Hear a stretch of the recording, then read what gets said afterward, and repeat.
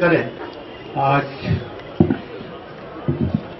राष्ट्रीय शिक्षा दिवस के इस पुनीत अवसर पर यहाँ पर जैसा कि अभी श्री मनीष नूरिया जी निदेशक युवा ग्रुप भोपाल और आदरणीय श्री सुनील दादी, श्री श्याम राठौर जी, श्री धर्मेंद्र रघुवंशी जी, श्री शैलेंद्र शर्मा जी, शिक्षकगण और अन्य स्टाफ और इससे जुड़े हुए समस्त पदाधिकारीगण, हमारे प्यारे छात्र छात्राएं और मीडिया पत्रकारगण, दूसरे साथियों और भाग लेने वाले हमारे दूसरे अतिथिगण। युवा ग्रुप द्वारा आयोजित रैली में भाग लेते हुए मुझे अत्यंत प्रसन्नता हो रही है। मैं टूबो ग्रुप के संचालक, पदाधिकारियों और शिक्षकों को इस संबंध में बहुत बहुत बधाई देना चाहता हूं, जिन्होंने इस रैली का आयोजन कर समाज में शिक्षा के प्रति जागरूकता पैदा करने का प्रेरणादायी कदम उठाया है। स्वतंत्रता संग्राम सेनानी और देश के प्रथम शिक्षा मंत्री स्वर्गीय मौलाना अबुल कलाम आजाद का आज 125वां जन्मदिन है। 11/11/1888 को इनका जन्म हुआ था।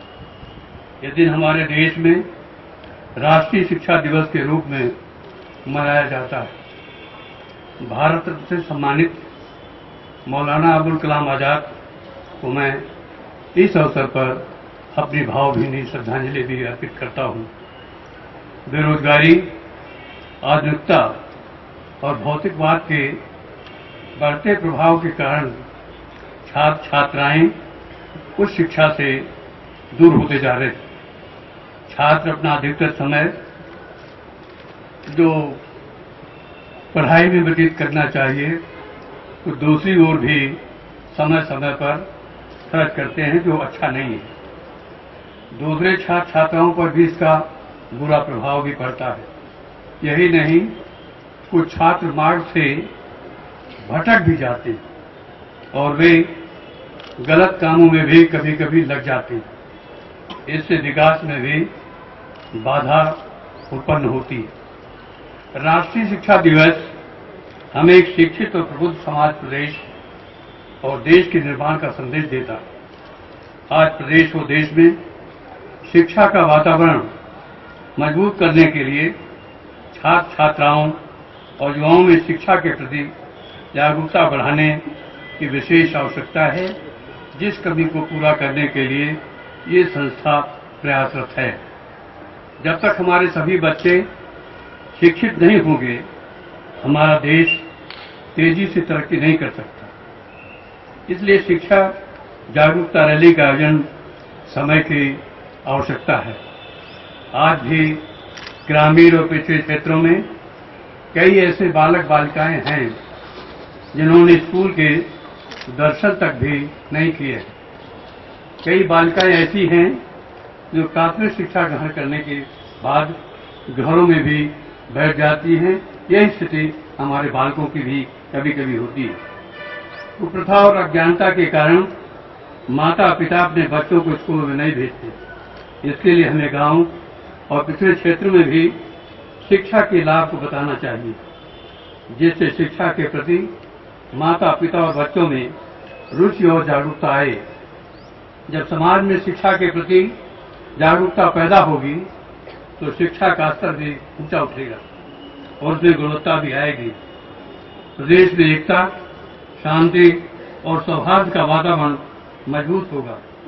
केंद्र सरकार द्वारा लागू राइट टू एजुकेशन योजना के अच्छे परिणाम भी शीघ्र ही देखने को मिलेंगे। मौलाना अबुल कलाम आजाद ने जाति, स्थान और लिंग भेद को मिटाकर सभी छात्रों को समान स्तर की शिक्षा उपलब्ध कराने पर बल दिया। मौलाना आजाद के अनुसार राष्ट्र का धन देश के बैंकों में न होकर प्राथमिक विद्यालयों में होना चाहिए।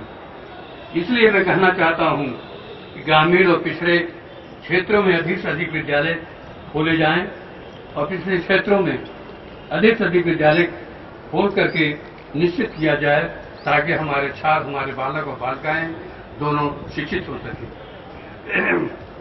मैं यहाँ उपस्थित बच्चों से भी कहना चाहूंगा कि मौलाना आजाद जैसे देशभक्तों, शिक्षाविदों और महापुरुषों के आदर्शों और सिद्धांतों को आत्मसात कर शिक्षा के क्षेत्र में आगे बढ़े। मैं इसलिए वो भी कहना चाहता हूं कि हमारे देश के सबसे पहले शिक्षा मंत्री थे और जो विशेष रूप से आज आवश्यकता है समाज को, देश को, क्योंकि हमारे जो नौनिहाल भारत के भावी भाग विधाता सामने दिखाई पड़ रहे हैं, इनका भी इस संबंध में विशेष कर्तव्य दायित्व होना चाहिए।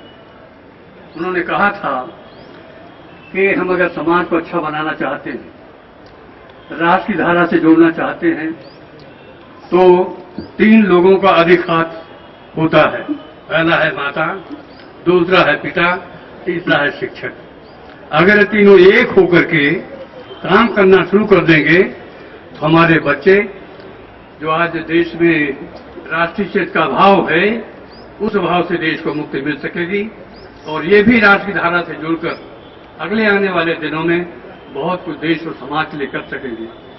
दूसरी बात जो मैं कहना चाहता हूं ये है कि वो गांधी जी के पक्के अनुयायी थे, सत्य, हिंसा, सत्याग्रह। और मैं इसलिए कह रहा हूं कि उनके सामने